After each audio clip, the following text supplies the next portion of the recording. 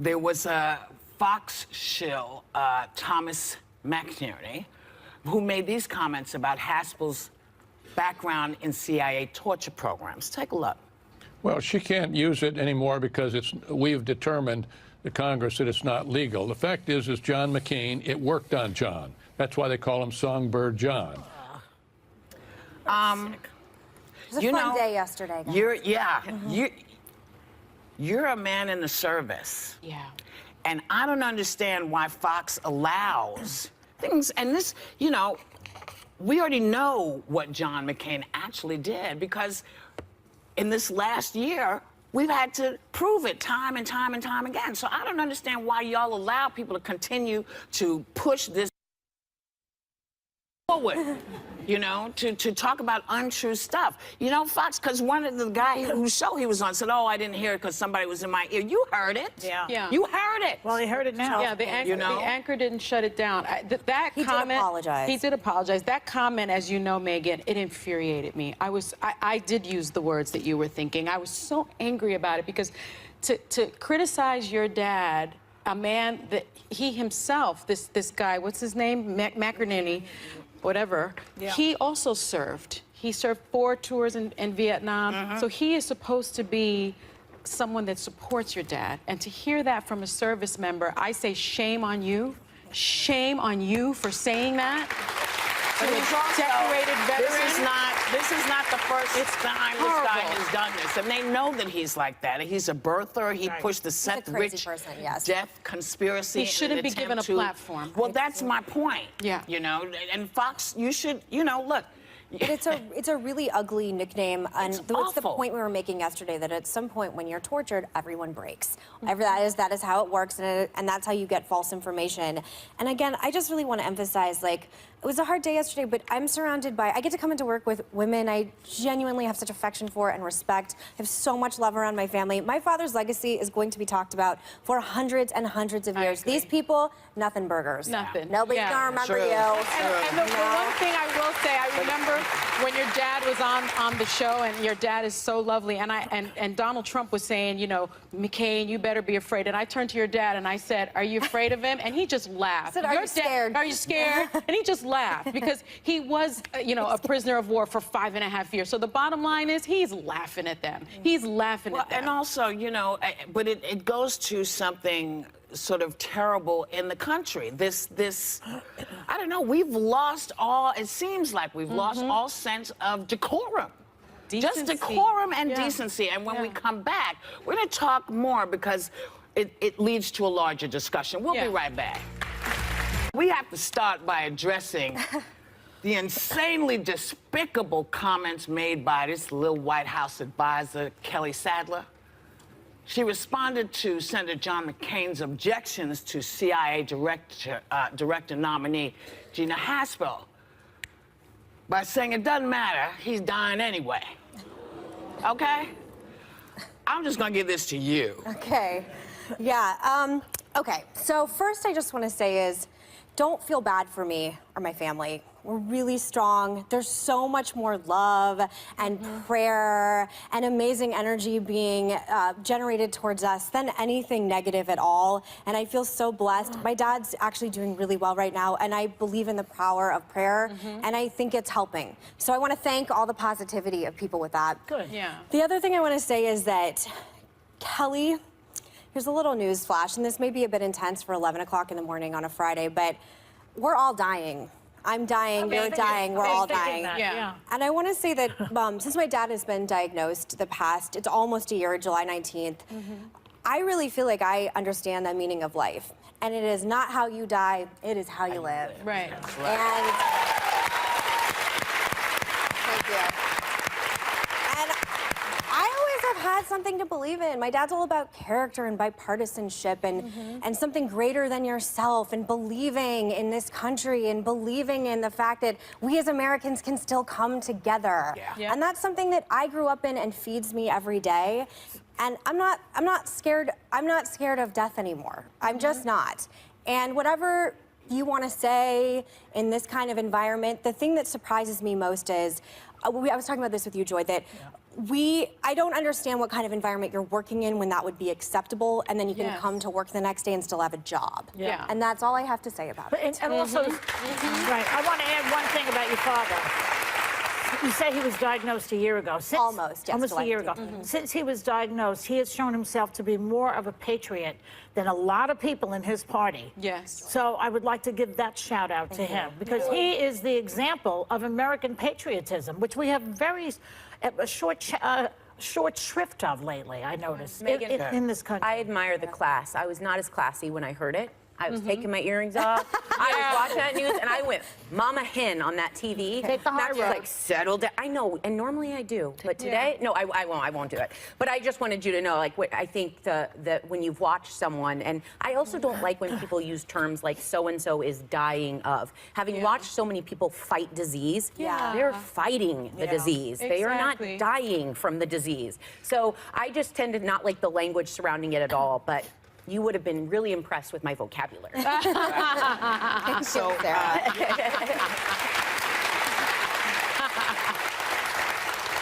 so Kelly, here's the thing.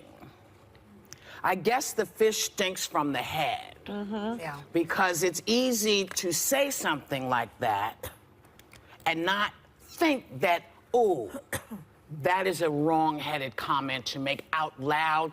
You can think what you want, but you don't say this kind of thing out loud. But unfortunately, you are under someone who does this, justified. And one big example is white Yale student who called cops on a black graduate student for falling asleep in the common room. Now, here's what she said when the student confronted her. I have every right to call the police. You cannot sleep in that room. Continue. So, and once the police showed up, the black student hit record on her phone to document how it went down. Take a look. You got your ID on you? Yeah, I do. All right, can we see that? Why? 'Cause we got a police call for you. And we need to make sure that you belong here. Okay, let me open my apartment for you so that you can see that I belong here. I don't think there's a need for you to be here. I think you probably need to commit her to an institution. We don't know what happened. We're trying to get down to the bottom of it. All right? So just to verify, you said 01623. You're free to go, ma'am. Thank you. So we're finding this is happening a lot, whether, you know, you're having coffee or and we're trying to figure out why, because we thought we kind of got past this part, you know, where we all sort of, we can all have things to drink, we can say hello, but what is happening? Does it come from the top? I think it does. Well, it's similar to the previous conversation. As you said, the fish rots from the head. And I think that he has unleashed people just doing whatever they feel like doing, you know, going into the worst parts of yourself. First of all, I'd like to know, this black girl was sleeping. She probably was studying in the common room. Yes. This white girl is up at 1:30 in the morning patrolling the area. What is with her, you know? I know. And right? Is she the dorm Well, police? she wasn't studying. The girl was studying. It's logical to fall asleep when you're studying. But what's this other one doing? Well, and isn't there a step between campus police? Isn't there a TA or someone you could say, does she go here or is she from this door? I mean, the idea that you go from 0 to 911 every time something goes wrong. You're seeing it all the time. And I have to tell you, I don't know that it comes just from Trump being president and what we have in the air. Quite frankly, I think these microaggressions, I think they've been happening to black people from the beginning of time, really, here in the United States. But now we have video of it. And so I think you're seeing, you know, for people of color, these kinds of encounters, sadly, are expected at this point. Because think about it. People of color have been either arrested or detained by police for sleeping in your dorm room, moving out of an Airbnb, moving into your own apartment, touring a college campus, having a meeting at Starbucks, golfing too slowly, shopping for prom clothes, working out at a gym, buying Mentos at a gas station, and listening to loud music on your own porch. So this is not new behavior. My question is, where does it stem from? It is kind of new behavior, because one of the things that wasn't happening is you could actually sit 4 years ago in a Starbucks for as long as you wanted to. I don't know. No, I do. I'm telling you, no, that's not him sitting in Starbucks. That's him going to a house in a neighborhood to his where own home. Well, yeah. You know, because people don't think you're supposed to have these things. But I think something else is in the air, that where you could have these conversations and you could say, you know, that wasn't very nice, as Obama tried to do, and say, hey, let's put you guys together, and he caught a bunch of hell. But something else has been unleashed in the country.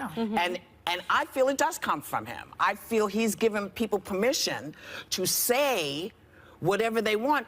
And then people say, oh, you're just being politically correct. No, not politically correct. This is not good behavior. Calling people from the first beat because you're not sure, go and ask. Yeah. This girl is sleeping over there. What is she doing? And we had another thing we were going to show you of a 65-year-old lady Yes. who was Pulled out of her car. Do you have it up, or shall I move on? You should tell people this is intense. You don't have it. This All right. video. Is it fear? Is it fear or I don't know. racism? We'll come back and figure it out. We'll be right back. Sunday's Mother's Day, so happy Mother's Day to all the moms out there. And Sarah, you recently became a mother for the second time.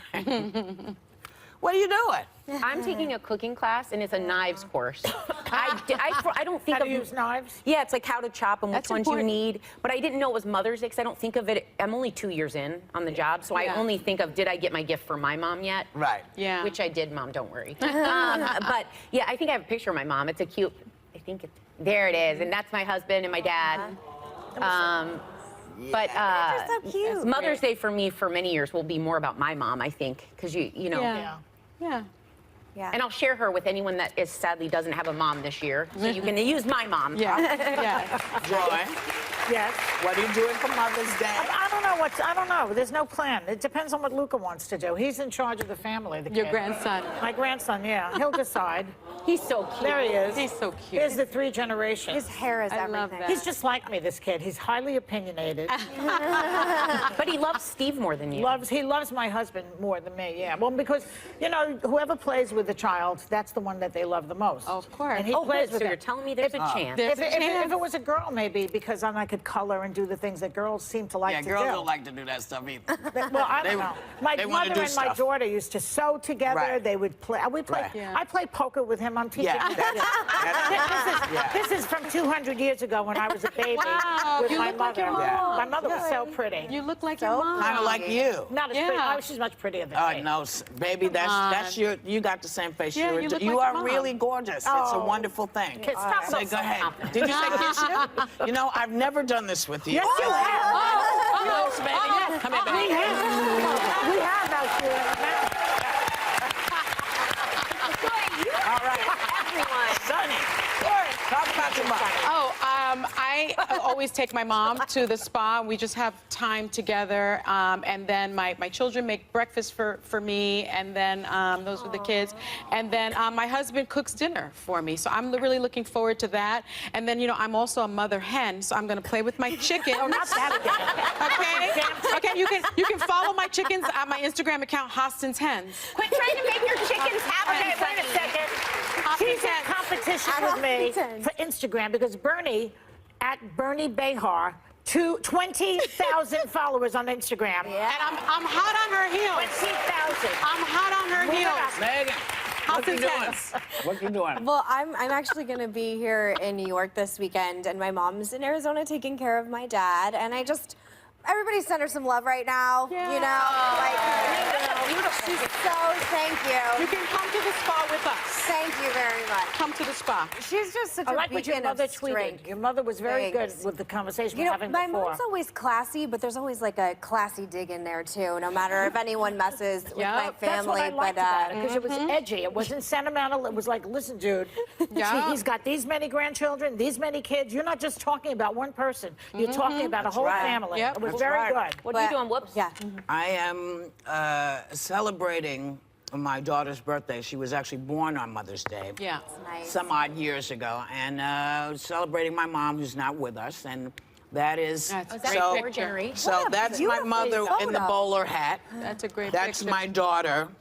That's a great picture. 28 years ago. Oh, Alex That's looks me. like your mother a lot. Yeah. Yeah. Now that baby is the mother of my great grandchild. Yeah. Charlie Rose. That's Charlie Rose's mom laying in her arms right there. God. That's Charlie Rose. Oh, Charlie Rose. She's adorable. I like the hair. So, yeah. I like the hair. So yeah, So it's always interesting. Mother's Day. Yeah. We'll be right back. Welcome back. You know, it's kind of an interesting thing with motherhood. You know, there's a new trend happening right now where moms respect the babies as individuals from day one. They're asking the baby for permission to pick them up. Literally. Do it. Hey. There you go. Hi, little cuckoo. Do you mind if I pick you up?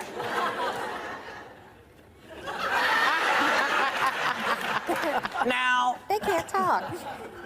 I don't know who doesn't know this part, but you know, they don't speak any English. I know. When they arrive, they speak nothing. They don't care who picks them up. They want to be fed, they want to be cuddled, and they want you to be an adult. Make a decision. Don't ask the creepy crawler. Creepy crawler doesn't know what you want to do. They don't know. Who does this? A lot of people are doing it now. That's sort of the thing. Also, part of the methodology is you can't have the mobiles, you can't have the swings. They have to play with like deflated beach balls because they have to learn how to sort of self-soothe. And the other thing that they're doing, I don't know. I don't know. And they also say that you can't pick up the baby when the baby is crying because you have to first figure out what the baby is trying to tell I totally you. disagree with that philosophy. Yeah. You do not let a baby keep crying and crying. I That's a big know. mistake. I think it's don't. mean. It's very mean. How think can you it's even mean. stand to listen to it? That baby needs you to pick her up. Yeah, I picked up my babies. I picked me up my It's babies. hard enough guessing what they want. Right. You don't have time to wait for them to answer you. Yeah, Like, you you're just supposed to, like, do it. figure it out. Like, The other yams. But okay, wait. yeah, the other yam. Is it not? I mean, do we baby not know wants that to there's bring not a it. lot of things it could be? Like, Yeah. either it's I have doo-doo, Right. Yeah. or I'm wet, Yeah. or feed me. Hungry. Yeah. Well, it's not just those things. But Exactly. basically, when they first arrive, Yeah. it is those two things. So you it's have to like, pick them up. and you have to pick them up. Right. And you, But maybe they want to be soothed. Maybe they want to be held. they don't know that yet. You know? Listen, this is the soothing. No. You know, they keep trying to do that thing where they do that, and then they finally But their get thumbs it. are too little for and their then it's mouth. like, hey. You know, not to bring this back to my dog, but I noticed Bernie. I hold my hands. Bernie wants, she wants to either eat, Right. he wants to go wee-wee, Right. or he wants you to pick him up and hold him. Same with so my I think hens. that's true of babies also. Again, Yes, with these but frickin' dogs hens. know more. I'll trade you Bernie for my little girl for just 2 nights. I think you- Okay, well, my brain just went, and people think I'm high, but this is the stuff we talk about. You know? Let's hear this one. Doesn't have, you know, this is not me. Even when I'm high, I know you're not asking the baby where you going to party. Sorry. It's like something a stoner would do. Yeah, you would say, think like, so, no but offense no. to parents doing it, but like, what We does know the baby better. want? It's like the baby stoners can't, know better. can't No, talk no. yet. No offense. I mean, How about whatever. this? The other day in our Hot Topics meeting, a topic came up about a viral video of a mom dealing with an unruly toddler in the back, and she was raw, emotional, and all truth, and I got emotional with her. We're doing the best we can.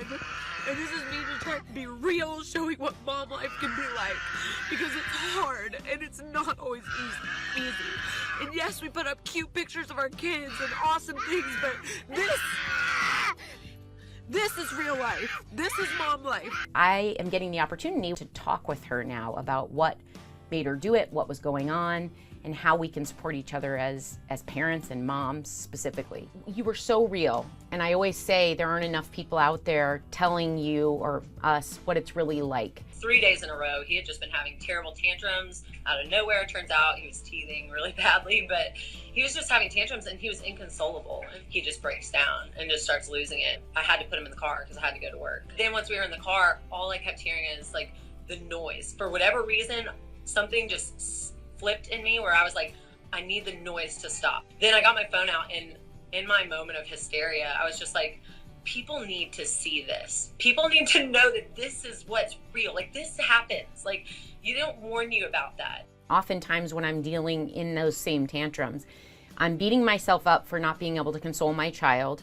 I can't think of what to try next. I start to get impatient, and then I feel guilty that I'm impatient and that my poor child is stuck with me. Regardless of the sea of positive comments, I would look at the negative ones and be like, I'm a bad mom. And I think that a big reason people don't post the reality of parenthood a lot on social media is because there's such a different level of shame and guilt and embarrassment attached to not being able to control your kid, or your kid acting out, or, you know, you having weak moments, especially as a parent. And I hope and pray that if nothing else comes from that video, that I have had more responses than anything of people just saying, thank you for not letting, I don't feel as alone anymore. Well, that's the number one reason when I talk about parenting that I try to be as honest as I can about what's said, because I remember when people have come out to me and said, I felt that too. I felt so much better as a parent. I felt more confident than I had, because if in those moments you don't think everyone else knows what they're doing, you can sometimes channel other options. First of all, it was really nice to know I'm not alone in feeling that way. My husband and I don't want to post on social media when it misrepresents our family. So we took a picture a few weeks ago that looks super happy, and I made sure to tell everyone underneath what was happening. Our 2-year-old wouldn't sit still, so my husband had to throw him in the air because we couldn't get him to smile, and it was a photographer taking a picture. So the comments were like, look at that cute little family. And I was like, FYI, we were losing our minds. He was not sitting still. So in addition to being honest, I think there's a second category that people everywhere, but specifically women and moms, can do better. If you don't have something nice to say in the comments, don't take the time to write anything. At the same time, now if I scroll and I see a nasty comment or something, block I'm just them. Keep scrolling. So that was Well, you helped me, I have to tell you, because when that became just a talkable subject and I looked at the screen, your admission brought me to tears, because you were speaking my inner monologue that I have sadly too often. But it empowered me, it made me feel stronger, and most importantly, it let me know I'm not alone. guess we can just continue. I think I'm just going to remember that if we're not cheering each other on, we need to just, you know, take a rest from the keyboard.